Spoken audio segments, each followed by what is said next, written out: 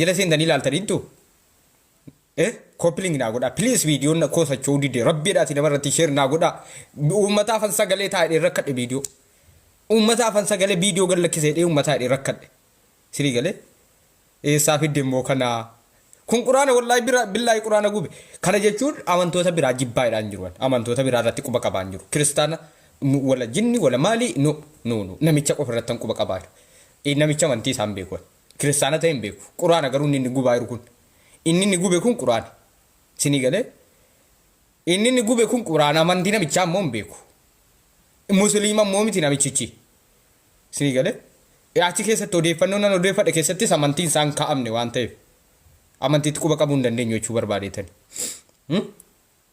kanaafi quraana inni akkatti gube kuni aboo asarkiseedha tiktokiin laarkise inni gubaa waxalaa jiru kuni quraana rabbiiti jechuudha quraana rabbiiti haasaa caalu karaa nabiyyiiti karaa caalu jedhe raayyaa abbaa faccaa miira keessa seenuufani nan dhiisa garoo dukiyyaatti deebi'a simmeetaawii waan ta'e uummataa walitti tarii amantiin eegalle kana jechuun namni amantii balleessu gubataa jiraadha wada isheettimu namicha katti quraana gubu kuni yeroo hedduu adda baabaa irratti quraana guba laayibii banate arrootuun laayibii tiktokii taa'u adhooftuun musliimaa tokko kan quraana irraa lubbuu si qusachuu hin dandeenye rasaasa funyaan naxxee jechuudha rasaasatti naxxee jechuudha laayibii irratti adda baabaa walakkaatti quraana guba yeroo hedduu jechuudha yeroo hedduu quraana adda baabaa walakkaatti guba jechuudha sirii galee har'a adhooftuun tokko kan quraana irraa lubbuu koo qusachuu hin danda'u jettee rasaasa iddeen laayibii irra jirutti funyaan itti naxxee jechuudha itti naxxee lafa buuftee laatuuli achiifas hin geessine jechuudha okay sirii fan dubbisaa na dhaggeeffadhaa sirriitti gabaasa wayi okay oduu simbirtuu namticha adda baabaa irratti quraana gubuun beekamu qaa waan sirreeffadha koppiliin godhaa warikaan koppiliin godhaa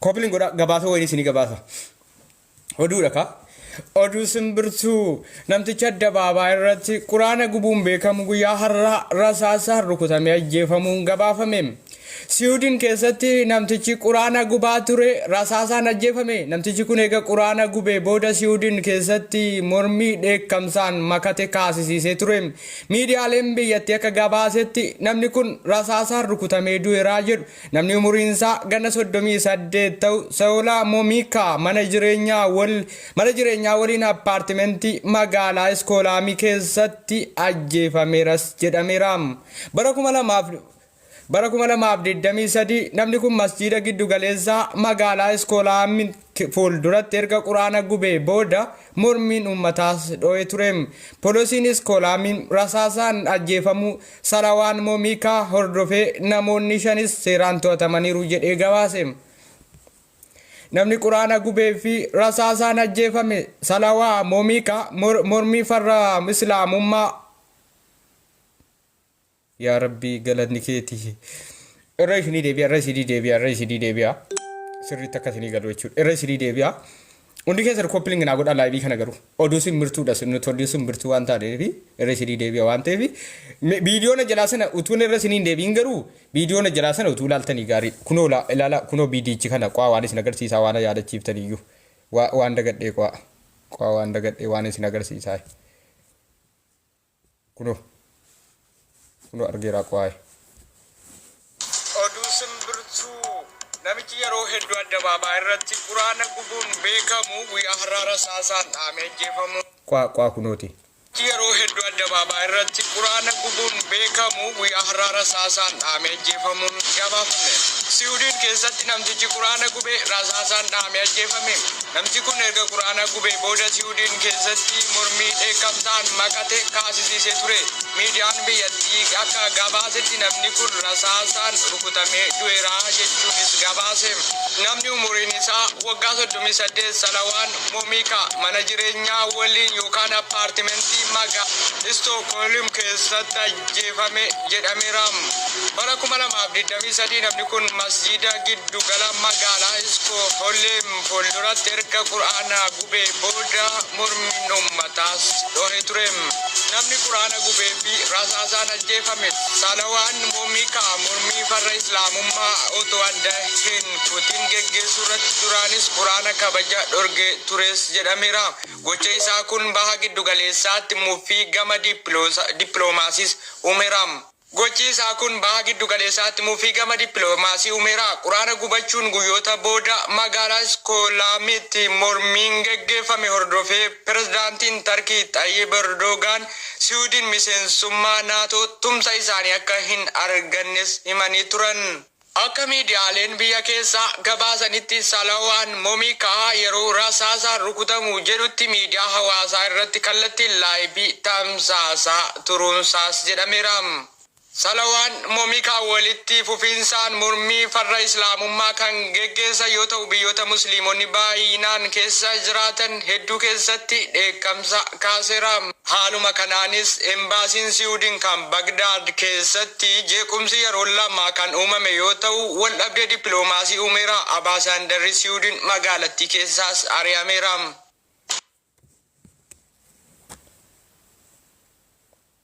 Taap iskiriin gootanii isin.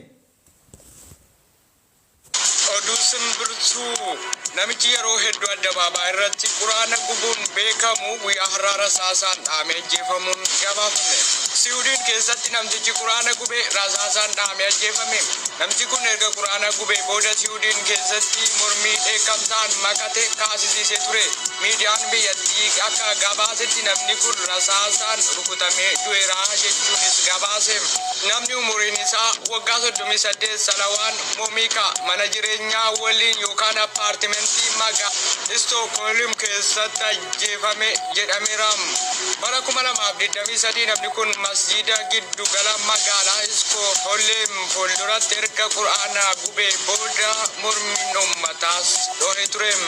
Namni quraana gubee fi rasaasaan ajefame Salawaan Moomikaa mormii farra islaamummaa otoo adda hin kutin geggeessuu irratti duraanis quraana kabaja dhorge tures jedhameera.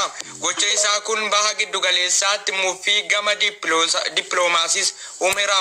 Gochi isaa kun baha giddu galeessaatti muffii gama dippiloomaasii uumeera. Quraana gubachuun guyyoota booda magaalaa Stookholmitti mormiin geggeeffame hordofee pirezidaantiin Tarkii Xayyib Erdogaan Siwiidin miseensummaa naatoo tumsa isaanii akka hin argannes himanii turan.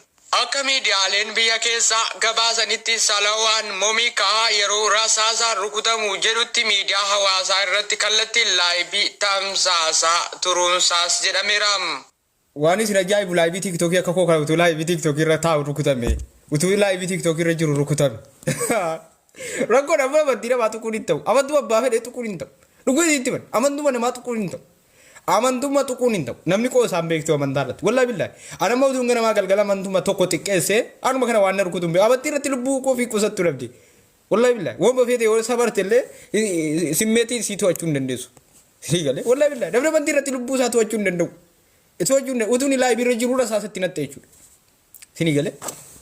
Amantiitti qoosuun sirrii miti. Amantiitti qoosuun sirrii miti. Amantii xaba gochuun sirrii miti. Namtichi kun yeroo hedduu gaayyaa biyya tokko jeequmsaaf akka jeequmsaaf taatu godhe jechuudha. Sababa isaa Siwiidin keessa ambaasaaddarri eenyu ari'atame jechuudha. Sii galee.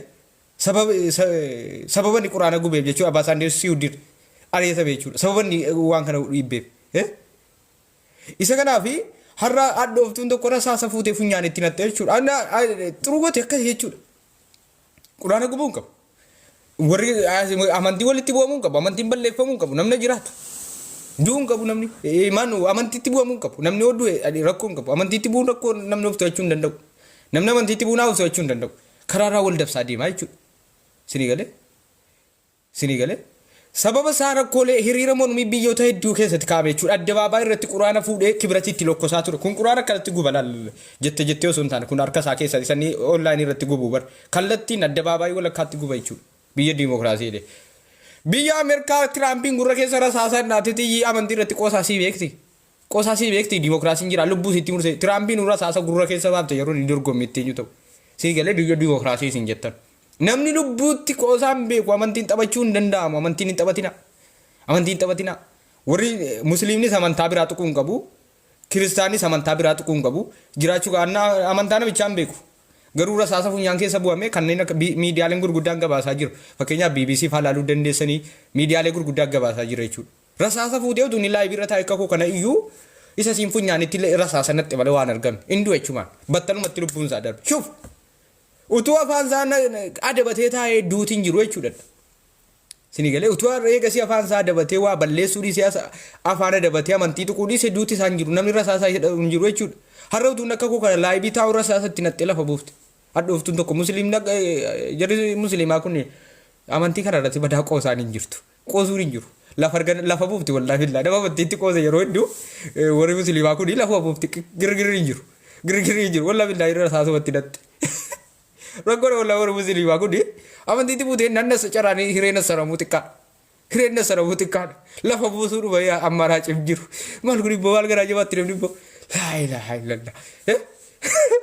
Amma warri musliimaa kun girgirri hin beektu lafuma buusuudha waatti buunaan. Amma wanni isin ajaa'ibu namni ajjeese sun isin du'a baraa obbeeka akka du'u obbeeka. Ajjeeseen jiraatu wanti isin hubachuu qabdu seerri addunyaa waan ta'eef. Du'uu danda'a garuu lubbuutti murteessee lafa buusa gaafa ajjeesu. Lubbuu isaatti murteessee lafa buusa nan du'a dheeta ajjeeseen du'aadhumatti lafa buusa malee hin ba'unni. Inni biyya dimokiraasiidha waan jedhamuu fi tarii maaf ajjeefte jechuun murtii eeggataa jira waan isin ajaa'ibu seeraallee gaafatamee murtii eeggataa jira. Murtiin kan namaan ta'utti addooftuu wayee murtii rabbii malee ta'utti rasaasa rabbitti ajaje keessa buufte jechuudha. Wallaahi billaa amma namichi kun sila murtii eeggataa jira jechuudha. Sini galee murtii du'aa osoo hin taane adabbii seeraaf. Lakkinni seeri naa adabu naan ta'u ofii fana dabadhaa itti rasaasa funyaan itti natte jechuudha. Sini galee amma warra musliimaa kana tuttuqanii yennaan ajjeesuudhuma. Amma quraana gubee mee Itoophiyaa kana keessatti mara quraanuma gubuu miti eenyu godhaa.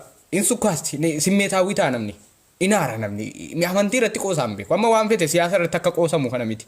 Gaafa tamantii tuttee ina dhaa namni onni si tuttuqa. Utuu ati hin jaallatin si kakaasa waraane si godha utuu ati hin jaallatin si darbata baqa oofsi wallaalchisa jechuudha. Amantii irratti. Kanaaf amantiin sirrii amantii namaa tuquun sirrii miti. Kana jechuun warri kiristaanaa sinaaru jechuudha amantii jalaa xunnaan jarri soofto'achuu dadhabuu dhiisuu danda'u. Shuuf amantuma namaa tuquun sirrii miti. Sirrii miti. Amantuma fedhe tuquun sii taa'amani siin ta'uu gattaa'i. Amantii tokko hin tuqin. Sii taa'amani wala kiristaana kee wala musliima kee. Sii taa'amani tiitaa'i boollatti dhaqiitii awwaara nyaadhu nan ilaallatu duyi gubadhu waan tuqin. Mindaana targattu amantii namaa zimmi jettee tuttee oo rakkoo ta'e malee bu'aana targattu hin jiru waan ta'eef. Sinii galee amantii namaa tuttee rabbi irraallee dhiibbaa argatta malee bu'aana targattu hin jiru waan ta'eef. Nagaa lafaa kaatee amantii namaa tuttee ilma namaa biraayis rabbi biraayis bu'aan argattu waan ta'eef. Zimmeetti amantii namaa isanii nagaa jiraataa jiru amantii namaa yoo tutte ilma namaa biratti illee kun akka rasaasa si eeggataa rabbi biratti illee jazaan kee waa biraati jechuudha yookaan mindaan kee yookaan kaffaltiin kee waa biraataa jechuudha. Kanaaf gama musliimaatii illee gama kiristaanaatii illee warri keenya waliin lolina amantii namaatti hin bu'ina warri kiristaanaas ittiin bu'ina warri musliimaas ittiin bu'ina.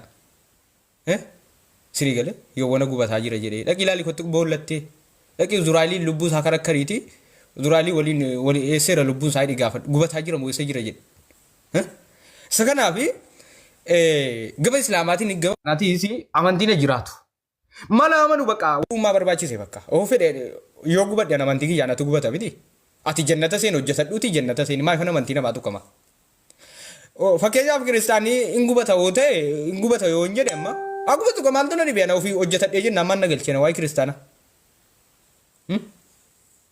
Waa'ee kiristaana maan na galche. Sinii galee kanaaf hojjetatee hundinuu mindaa isaatti hin dalagatee ajiraatu jechuudha. Amantii namaa tuquun hin ta'u. Hin ta'u. Inni baga du'e amantii namaa tuttee kun irra saasa funyaaniin dhuddaa jechuudha afaan osoo hin taane. Funyaaniin irra saasatti nattee jechuudha amantii namaa tuttee innaan. Hindasaan. Sinii galee kunoo funyaaniin irra saasa ganamaan faxara gooseef hin faxarsiifte jechuudha. Wallaahi billaahi. Inni iddoofti namni. Har'a utuu amantii waggaa meeqatu guyyaaniin wallaahi namni amantii namaa xiqqeessu. Shabaka